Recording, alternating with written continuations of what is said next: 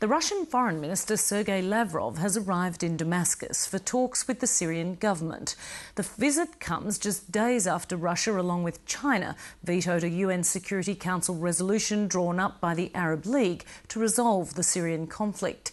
Activists claim 95 people died in yesterday's bombardment of the city of Homs, with the government continuing its assault today. Foreign editor Peter Cave reports, and a warning: this report contains some disturbing images. With shells still raining down on the city of Homs, Russia's Foreign Minister Sergei Lavrov touched down in the Syrian capital Damascus for talks aimed at preventing the country from sliding into civil war.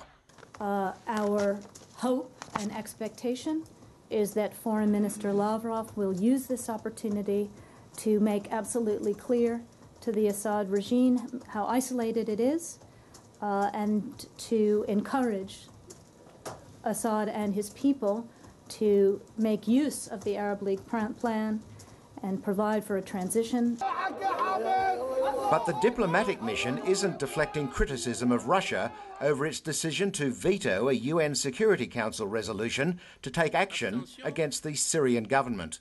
For Russia and China to have vetoed this resolution at a time when unarmed protesters, when residential neighborhoods are being indiscriminately attacked, is simply incendiary. It's abandoning the brave people of Syria. It seems like the Syrian government is treating the Security Council vetoes as a green light to step up the violence, as a license to kill. And as that violence continues, the diplomatic pressure also intensifies. Overnight, the United States announced it had closed its embassy in Damascus, recalling its staff and advising US citizens to leave as well.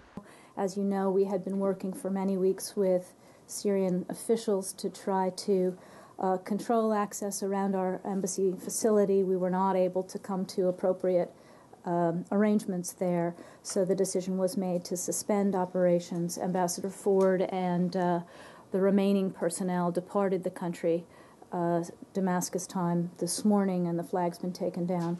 Britain has also recalled its ambassador to Syria and issued this condemnation of the government. This is a doomed regime as well as a murdering regime. There is no way it can recover its credibility internationally or with its own people.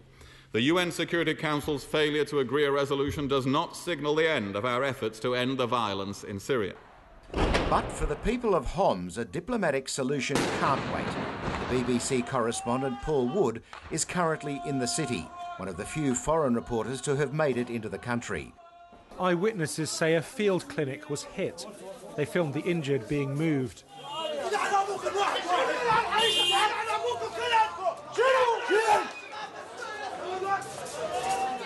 Over several days of this, most of the casualties have been civilians.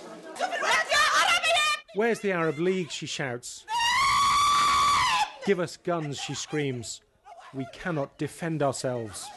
The only thing that they had their hopes in was the UN. We wanted the Arab League to give this situation, our situation, to the UN so the UN could help us. Now the UN abandoned us.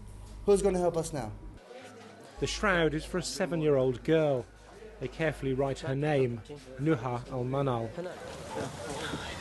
Like all the dead here, she must be buried in darkness. Daytime's too dangerous.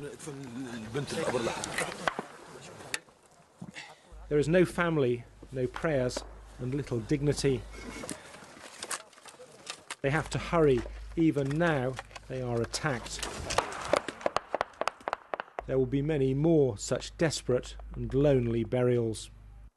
The BBC's Paul Wood ending that report from Foreign Affairs editor Peter Cave.